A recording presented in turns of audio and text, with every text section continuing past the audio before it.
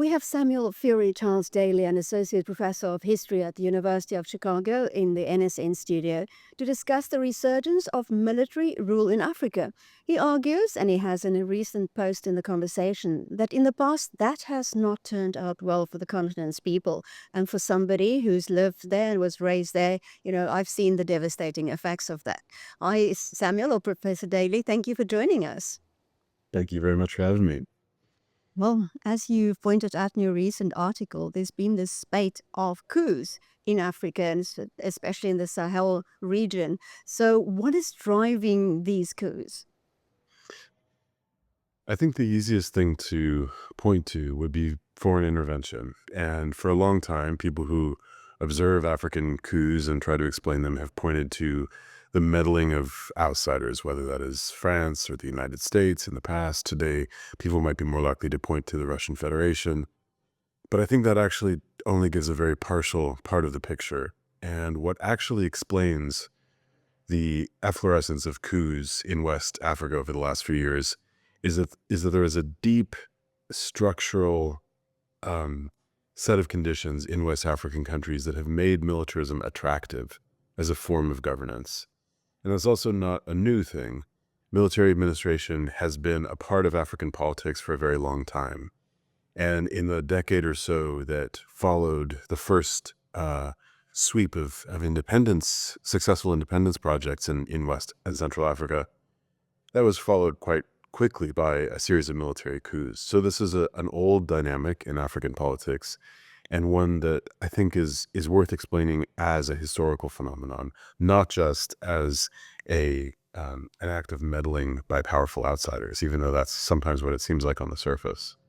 Well, if you look at historically, it was all about, if you remember the slogans, "A luta continua," and, how these military coups, and they were all getting rid of colonialism. So, there's none of that at the moment. So what is the difference? Well, the military coups of the past had a complicated and ambivalent stance towards colonialism. On the one hand, as you say, there were anti-colonial movements that were highly militarized in the form that they take.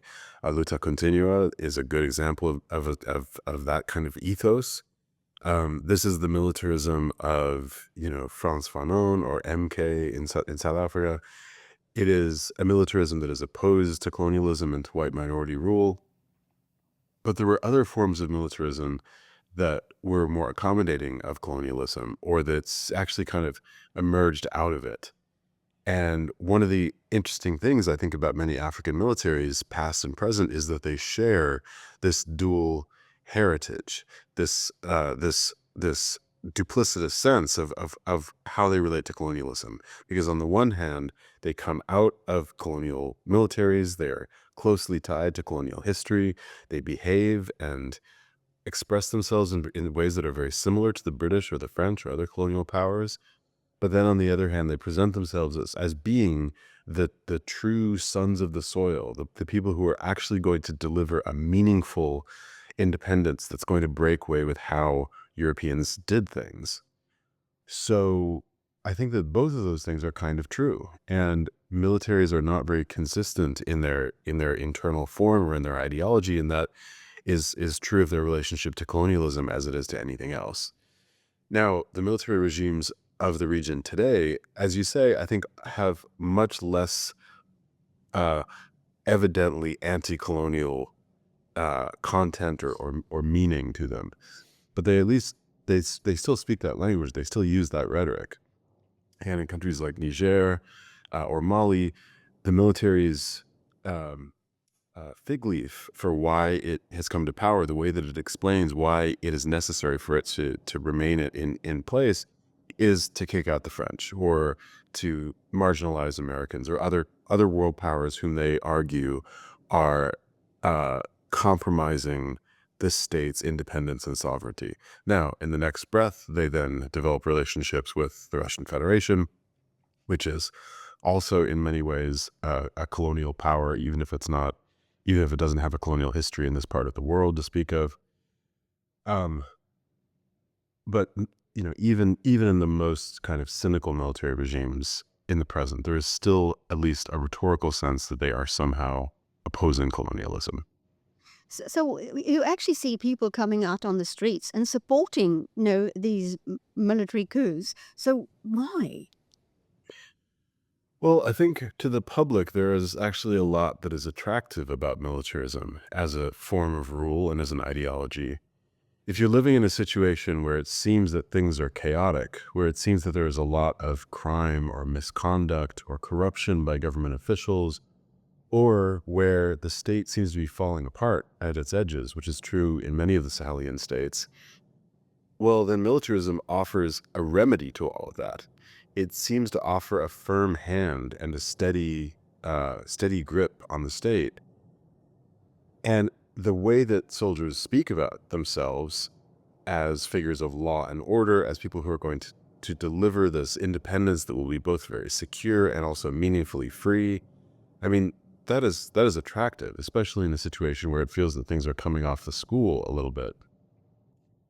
So I think some of the people who come out into the street in support of military regimes are there because they want to be there, not because they've been bought off, not because they've been bought off, not because they've been hoodwinked into coming to a protest or something, into a demonstration or something like that. I think that there is a fair amount of genuine good feeling towards military regimes. Now, I would predict that that good feeling will fade because in the present, as in the past, military regimes are not actually very good at delivering security and order, at making things work better, at keeping the streets clean, all these kind of promises, these law and order promises that they tend to make. They are almost always more honored in the breach. So I don't want to try to predict the future, but my sense is that the whatever good feeling African publics have towards military administration today will fade pretty quickly. But that doesn't mean that the regimes themselves will fade quickly. Well, if you look at Southern Africa, some of the liberation movements, like in Mozambique with Frelimo, they hold on to power through the ballot box, although they are contested elections. So, do you think we could see more of that?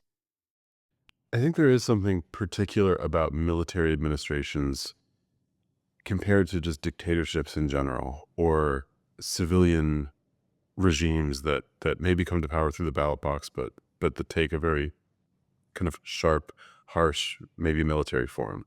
There's something particular about a military regime in uniform that rules as such. And in African history, there are a lot of examples of uh, civilian governments that had a military core to them, or where the military was very important, or in a few cases where a liberation movement won and then had to figure out how to govern as a civilian regime. And there are lots of examples of that, especially in Southern Africa, although you could say Eritrea and maybe a few other places in the Horn also have a similar history.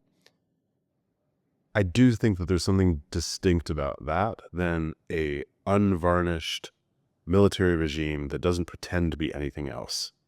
And that form of government, military regimes that are just military regimes without any kind of pretext, that was gone from African politics for a long time. And now all of a sudden it seems to be back. And I think a lot of people are struggling to understand why that is, because we had allowed ourselves to believe that that era of African history was over, and that for the most part, Africans had chosen other forms of government. And they have, but clearly there is something resilient, something attractive about that older form of military administration that has come back to the surface. And I don't know that I have a really good answer for why that has happened right now, as opposed to, in the recent past. But it's clearly happening. How can we predict the outcomes of all this if you look at history? I think that, historians like myself are often very bad at predicting the future. So take whatever I say with a grain of salt.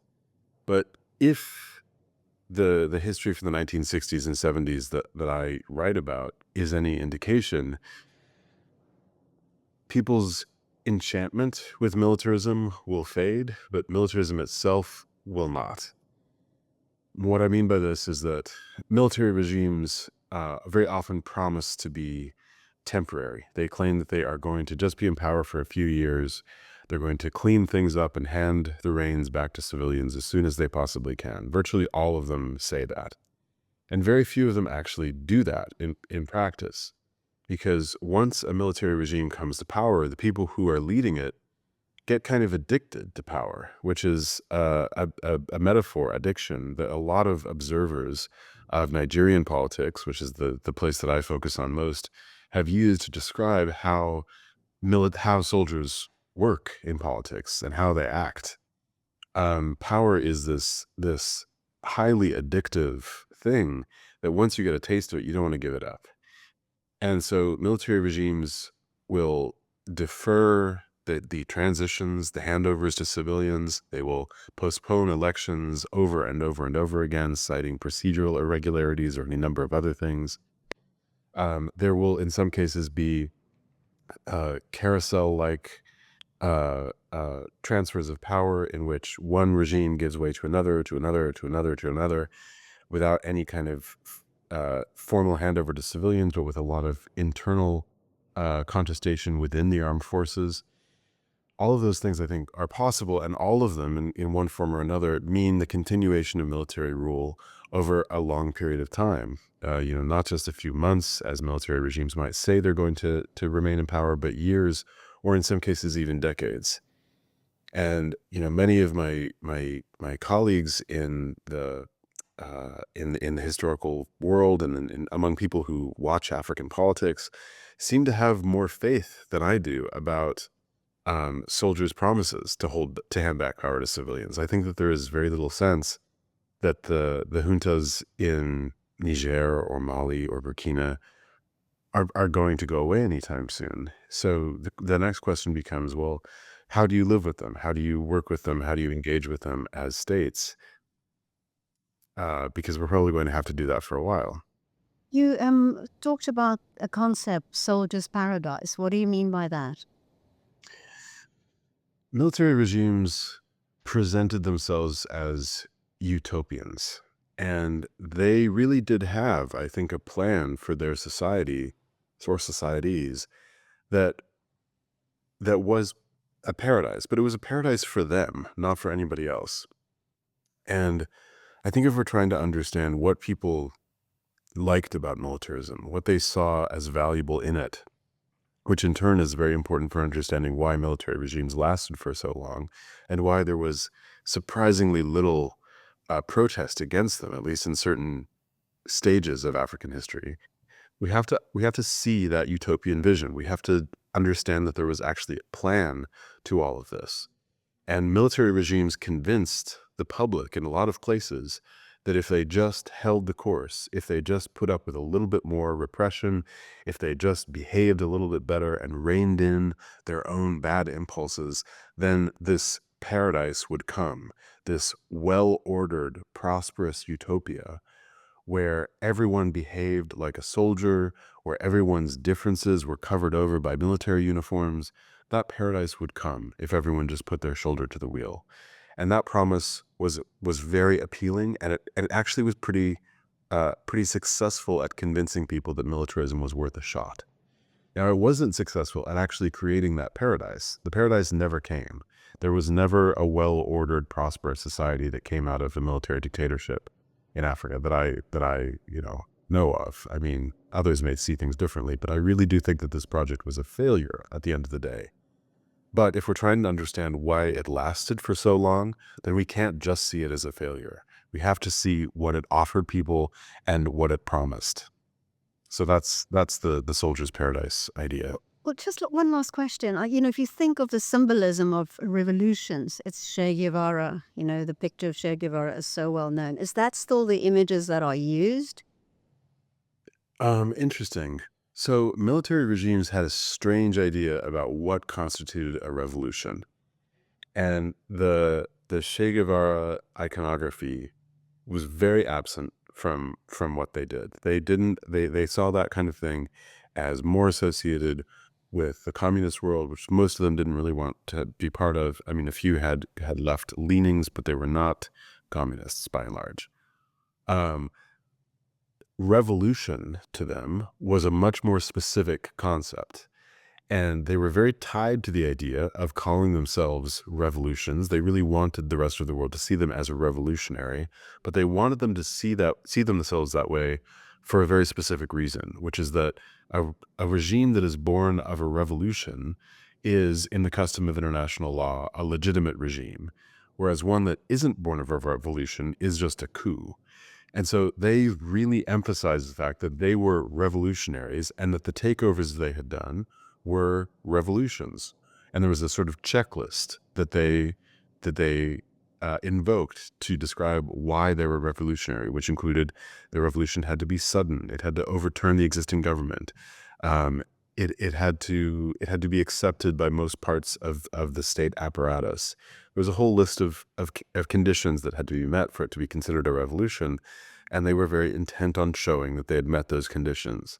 But that's a curious and sort of legalistic view of what constitutes a revolution. And the more public sense of what is a revolution or what is revolutionary was one that they'd kept their distance from. They didn't actually change very much about how the government operated. They weren't particularly interested, in most cases, in destroying the class of people who had ruled before them. Most of their coups were not terribly bloody. I mean, some of them were, but most of them were relatively peaceable. So they had a strange idea of what a revolution was, but they were very insistent that they counted as revolutionaries. Wow. Also very interesting. Thank you, Professor Samuel Daly from the University of Chicago. Thanks for speaking to us. Thank you so much for speaking to me. Nice to meet you.